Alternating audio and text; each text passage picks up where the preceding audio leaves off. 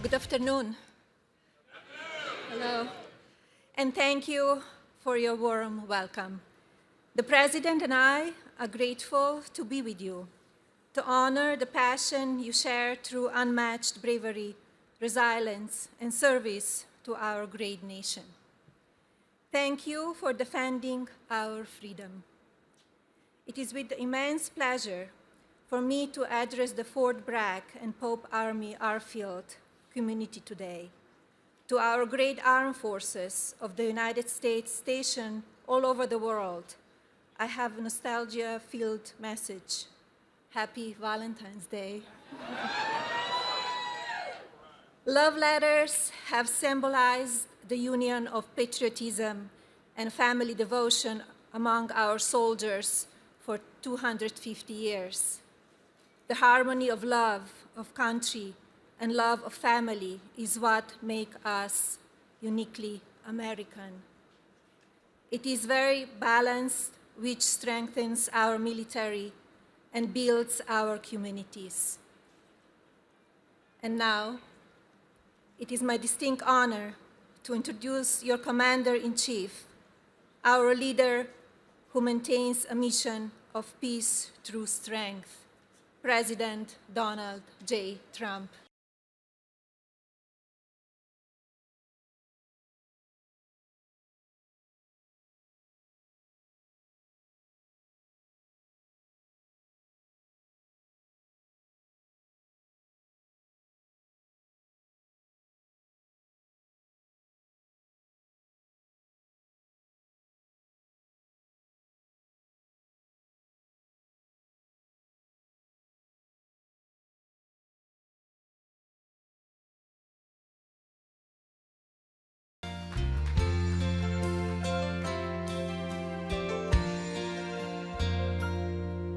From the lakes of Minnesota to the hills of Tennessee.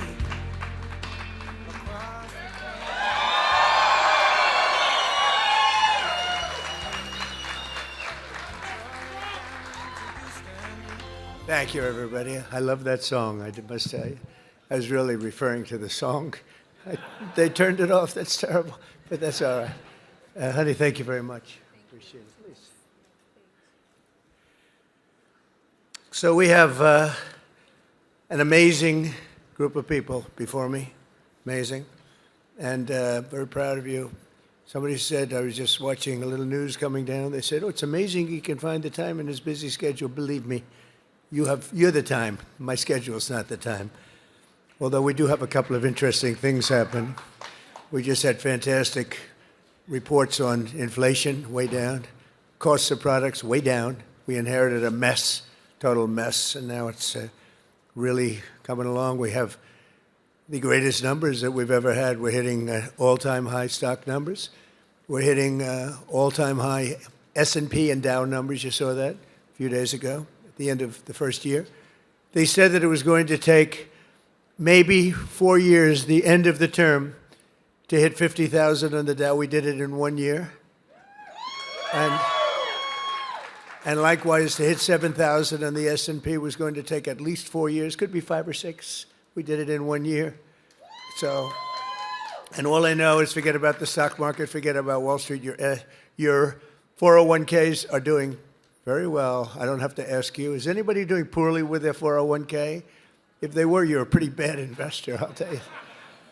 But I want to thank Melania. Our country is truly blessed to have such a phenomenal First Lady. And now she's a movie star on top. Can you believe? She did a movie. It's the hottest thing you've ever. It's crazy. Congratulations, by the way. Very good. You know who loves that movie? The ladies. They go see it 3 or 4 times. That's what I heard. They go see it with the husband. The husband really likes it a lot, but the women go back and see it. But she's a great First Lady. And I'm thrilled to be back on one of the greatest and most celebrated military bases in the history of the world. Fort Bragg, we have your name back. We got your name back from the radical left. The radical left is not happy about it. It's another reason you have to vote for us, because they'll change it back to whatever it might be. This is the home of the legendary Green Berets, the home of the Sky Dragons, and the All-American 82nd Airborne. And in particular, I hear that we are joined by many exceptional soldiers from the 1st Brigade Combat Team, also known as the Devils in Baggy Pants. What's that all about? The Devils, they are devils. And you are devils, I will say. And I have no higher honor in life than to be your Commander-in-Chief. I'm so proud of you all. And so let me begin by saying a very, very big thank you to our great warriors and the men and women of the United States Army. Unbelievable. Very special thanks also to all of the incredible military families who are here today. You know, without that family, our soldiers would not be the same.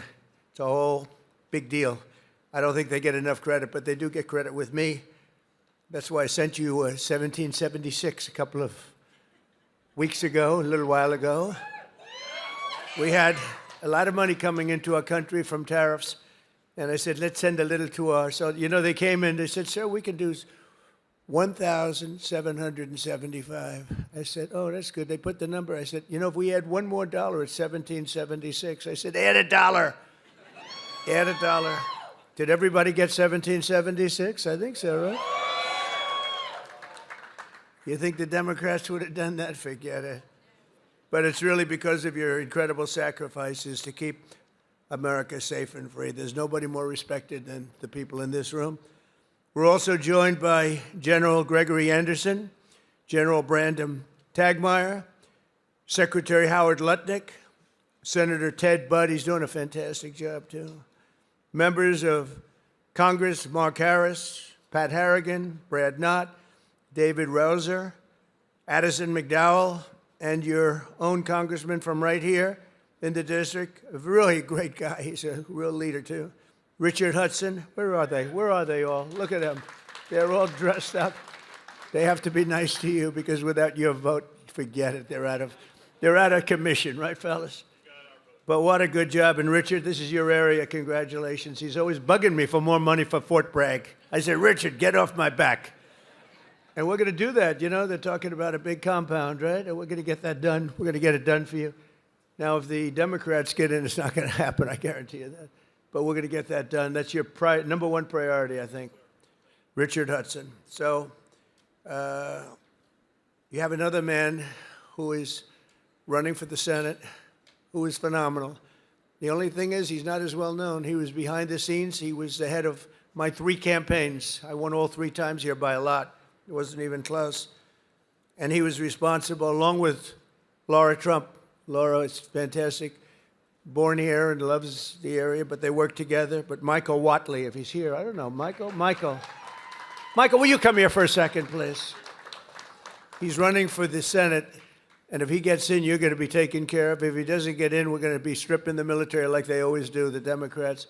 This is a man who was the head of North Carolina. So he did so well that I said, who is that guy that did so well? Because when it came time to picking the head of the Republican Party, I picked him. And you saw what happened in the last election. We won in a landslide. We won every swing state, all 7 swing states.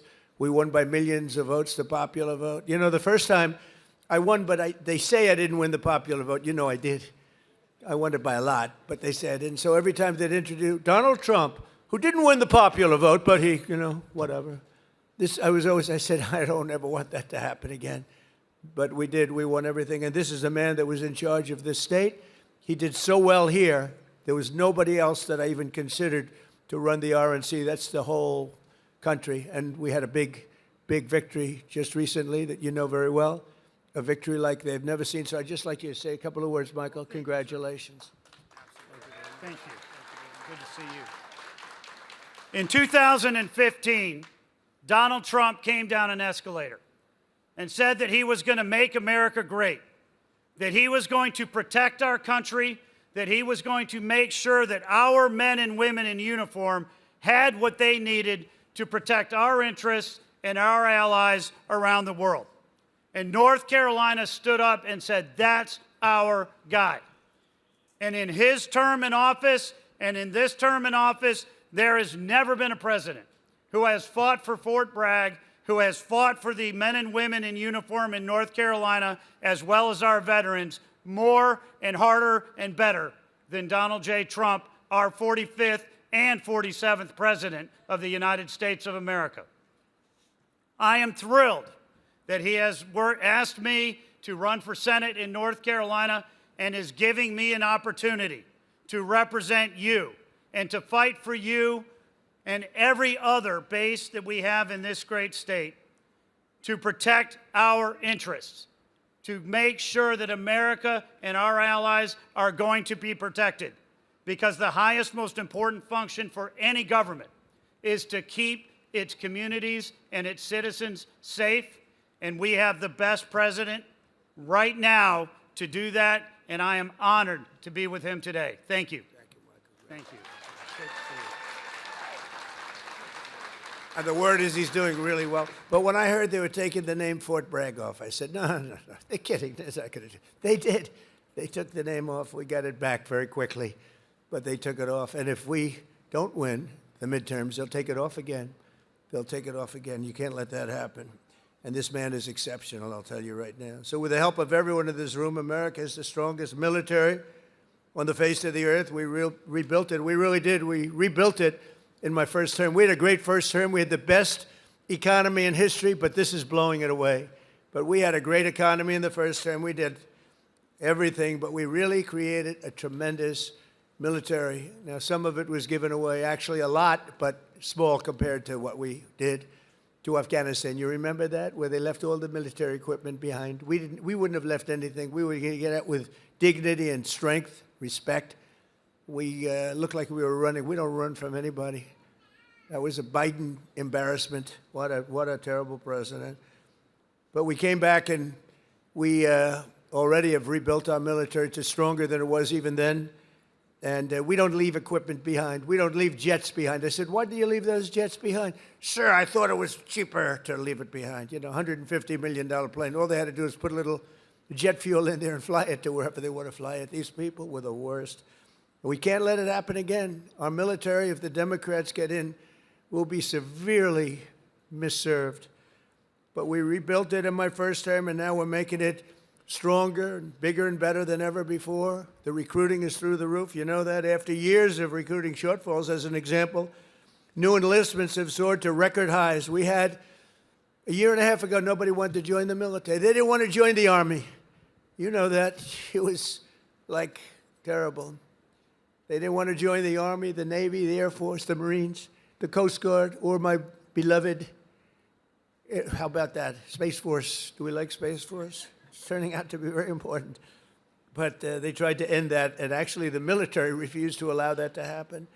But you couldn't get people to join.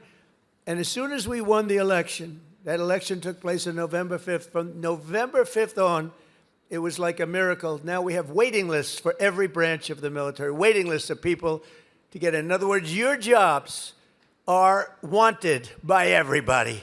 And isn't that a better feeling? I'm looking at the smiling faces. We've got a lot of smiling faces. You should be smiling. Last year, the Navy and Air Force and Space Force all surpassed their recruiting goals by 5 months early, and the numbers are through the roof. In fact, it'd be a very good time to expand. You know, it's a good time to expand. But the Army did even better than the others, and you shattered your annual recruitment by almost 5 months and lots of days, but more importantly, the number and the quality of recruit has never been higher. This year, the Army is beating its recruitment goal by 116%, and I'm very proud of that. I was very embarrassed for a period of years as I watched how badly this country was run, standing outside and hearing constantly that we couldn't get people to join our great forces. We ended the scourge of political correctness in our military. We renamed the Department of Defense to the Department of War. Think of it, we won World War I. We won everything. World War II, and everything before, during, and a little bit after, except we fought a little bit differently. We fought to be politically correct. We were a politically correct force with the presidents. But now we have a real force, and you see that with what we did in Iran with the B-2 bombers. A lot of you were involved in that. And what we did recently in Venezuela, nobody ever saw anything like that happen. A Venezuelan general who was on the site, but he moved out fast enough that he lived, because most of them didn't. But he was on the site. He said, we were totally prepared. We saw the planes coming. We saw everything coming. You know, they're a good, strong force. And he said, we got hit like nobody's. They were hit from 17 different directions. They said, there's never been anything like that. It was over in like literally a minute. Everybody was running for the hills.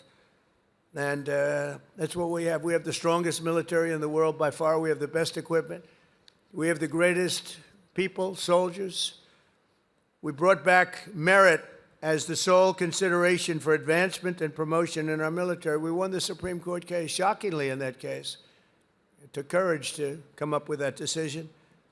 It's based on merit. Now you want to get into a college, it's based on merit. It's not based on anything else. You want to get into the military, you got to have a little muscle. You got to be strong, like these people here. It's like, you're like central casting. I'm looking at all these beautiful-looking people, but you have to be a certain type to do well. And we were taking anybody that wanted to get in because we wanted to be politically correct. No, it's based on merit now. You get into the military based on merit. And other places also based on merit. There might be advantages to other people in other fields. But this is all based on merit. As long as I'm president, we will be the best led, the best trained, the best equipped, the most disciplined, and the most elite fighting force the world has ever seen. That's what we've turned out to be, and everybody knows it. They all know it. Every country knows it. I speak to all of them. They know exactly what they would be up against. Hopefully we'll never have to test them. And because of our strength and because of what we do, we probably won't have to be tested. That's why this year we're investing also $1 trillion in our armed forces, most we've ever spent. And next year it's being raised. In fact, we're going to be building a number of battleships. You ever hear of battleship? You know, World War II, you saw those big ships, the Iowa, the Alabama, the Missouri, they're going there, sailing through that water like it's nothing. Those big waves are crashing into the front. The hulls are made of 7 inches of steel, not aluminum. Aluminum's fine, by the way. I don't want to hurt the industry. We're doing very well. But I'll take steel. And it's going through those waves like it's a hot knife through butter, right? And it was incredible. It was a great thing. It was a great act of beauty. When you looked at that, the scenes, Victory at Sea, I don't know if anyone, has anyone ever seen Victory at Sea? Probably the ones that have would have joined the armed forces when you have, but Victory at Sea. And you looked at those battleships. So now we're building 10 of them, initial order, 10. And I said, what about reinstating the old ships? We have some of them in dry dock. Some of them are museums right now, like the Iowas and Rancho Palos Verdes in California. You have a couple of them, and they're still very powerful looking to me. So I said, what about bringing them back? They said, sir, it would be no good. Why do you say that? The new battleship that we have, which I've seen and helped design, I put a little more spirit in the hull, a little more, give me a little bit more hull. And I want that ship to look gorgeous, you know. Forget about stealth. They say, oh, it's stealth. They design ugly equipment for stealth. Well, we're designing great-looking equipment, also stealth. But I said, well, what about bringing them back? Sir, the new ships, the new battleships that we have almost very soon under construction will be, listen to this, 100 times more powerful than the ships that we got to see in the 1940s. Think of that, 100 times more powerful. We need that. This way nobody messes with us, right? We need it. For every service member in our military, this historic investment also includes a well-deserved, across-the-board pay raise, not including 1776. And at my request just before Christmas, we did the, and really in honor of the 250th anniversary, we did that little special payment, which everybody appreciated, and it was an honor for me to do it. As part of the one big beautiful bill that we got approved, which was amazing because it really encompasses all 4 years of the term. We'll also be investing over $1 billion to improve on-base housing, and a lot more than that at Fort Bragg. We're going to be doing, if we get the congressman's wish, we're going to be doing a lot more than that. We're also going to spend billions of dollars on improving here and around the area. We're going to make it great because the people in this area have been so incredible. The spirit they had. When they changed the name of this base, the spirit, not even military people, they were so proud of that name, Bragg. They said, we have to bring it back and keep the area safe. It's a great area. In fact, I'm thinking about moving here someday. Maybe I'll move here with our great movie star. We'll move here with our First Lady. We'll move to Fort Bragg. Would you like that, darling? Very much. She loves you. It's a possibility. Actually, it's not a bad idea because we love it. But we want to keep this area safe, and we can't do that without the leaders, and your ex-governor is not one of them. It would be a disaster if he got in. And one of the things that I just mentioned and saw, you saw the monster that killed an innocent young Ukrainian girl a couple of months ago, slitting her throat from behind. And this was the man, the governor, that allowed this man to get out and to do that. We don't do that. We don't do that. Everybody knew he was trouble. Many, many crimes. One of the worst pasts I've ever seen. And she sat down. She had her throat slit. And that's not going to happen with 𝗏𝗏𝗺𝗿, that I can tell you. So I just want to tell you it's very important because our military has to be protected. Our people have to be protected. And they will decimate our military. Every time you come in as a Republican, and a lot of Republicans, they come in, they don't do anything about it. I do beyond what anyone's ever done, not even close. To give you all of the equipment you need, we're also purchasing 30 new and modified Abrams tanks. Still the best tank, right? Still? It was named in honor of Stacey Abrams. Only a few very political people would understand that. Congratulations. Thank you very much for a great name, Stacey. But brand new Abrams tanks, 48 new Black Hawk, Chinook, and King Stallion helicopters, the best in the world, the latest equipment, and 86 armored multi-purpose fighting vehicles, all of the things that you've been wanting to get, all brand new. And we're going to be reviving our strength. We're going to be doing many other things that nobody thought was even possible. And we're actually using that strength to defend the core and vital interests of the United States. And very simply put, America first. You know, it's all about America first. We were putting America last. These people that were running our country were putting us last. We're now America first. And we'll help other countries. We have a very good relationship with NATO, but NATO took advantage of us for many years.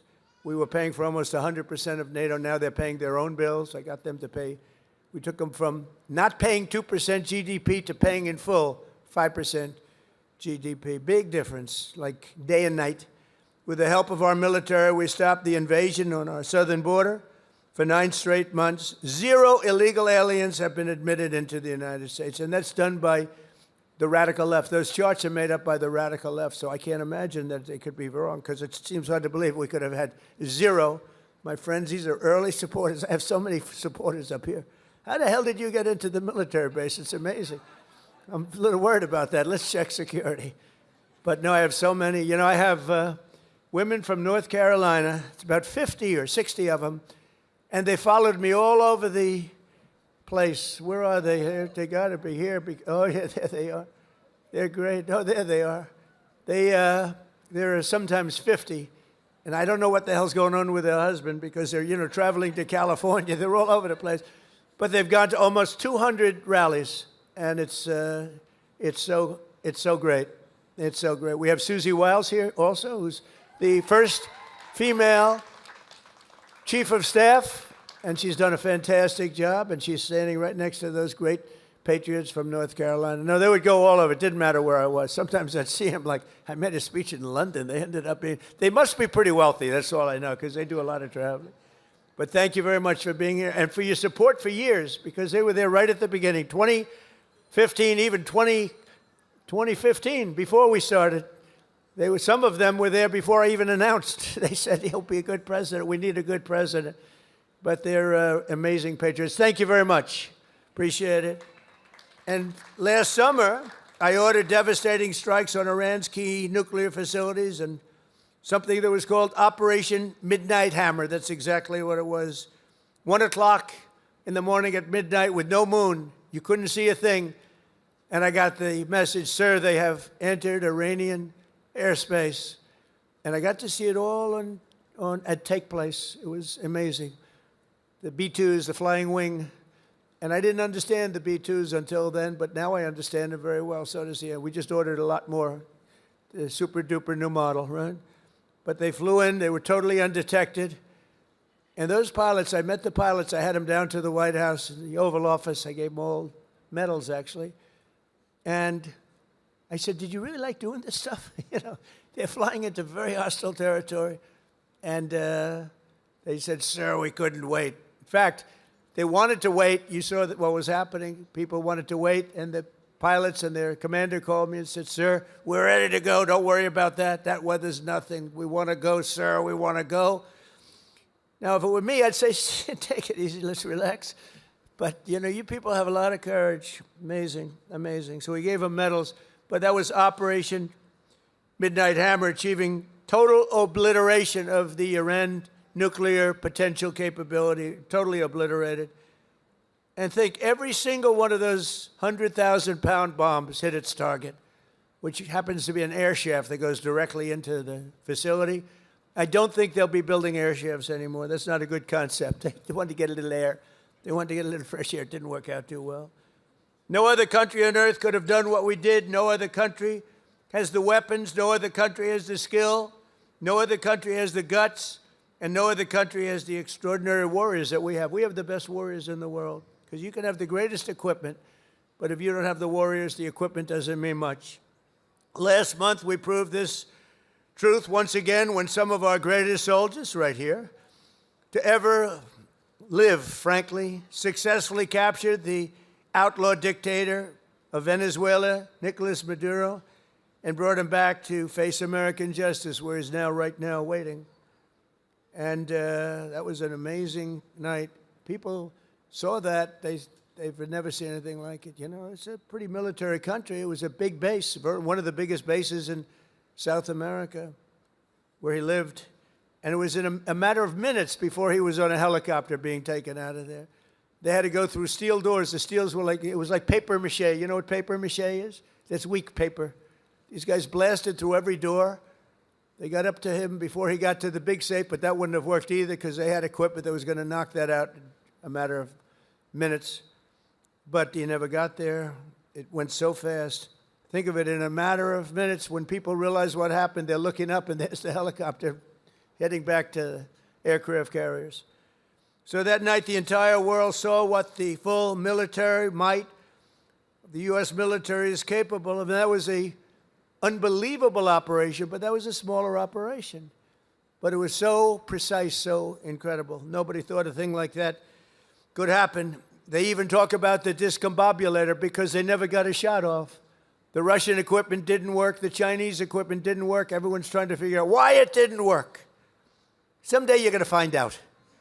But it didn't work. It's nice when you can fly in and not get shot at. Although we did have 3 helicopter pilots who were wounded pretty badly in the legs, landing, and a couple of machine gunners seemed to have made it through a thicket of bombs, but they were taken out rapidly by our snipers who were stationed on platforms, actually unbelievable helicopter platforms all the way the line, and they were taken out immediately. And those pilots were incredible and really brave. I may see some of them very shortly. They were hit pretty bad in the legs. You know, they're landing a big chopper, and they're being shot at from close range by a machine gun, so that's not a comfortable feeling. They landed it perfectly, and they got out of there perfectly, and they're just brave guys and very talented, skilled people. With your help, America is winning again. America is respected again. And perhaps most importantly, we are feared by the enemies all over the globe. They fear us. And, you know, I don't like to say fear, but sometimes you have to have fear because that's the only thing that really will get the situation taken care of. We have a situation right now where we sent a very big carrier group to Iran. I'd love to see if we could make a deal. They've been difficult to make a deal. I thought we would have had a deal last time. They wish they did, and that's where we did Midnight Hammer. But with the restored strength and the tremendous power that we've now built up over the last number of years, even though there was an interlude with Biden, who is the worst president in the history of our country. But the interlude, fortunately, was ended quickly, and we started the process again and built upon what we had already done the first 4 years. But we're also bringing peace all over the world. I ended 8 wars in just 10 months. 8 wars are ended, and we have a couple of more to go, but one in particular, Russia-Ukraine. It's a mess. It's a horrible thing, and I think we'll get there.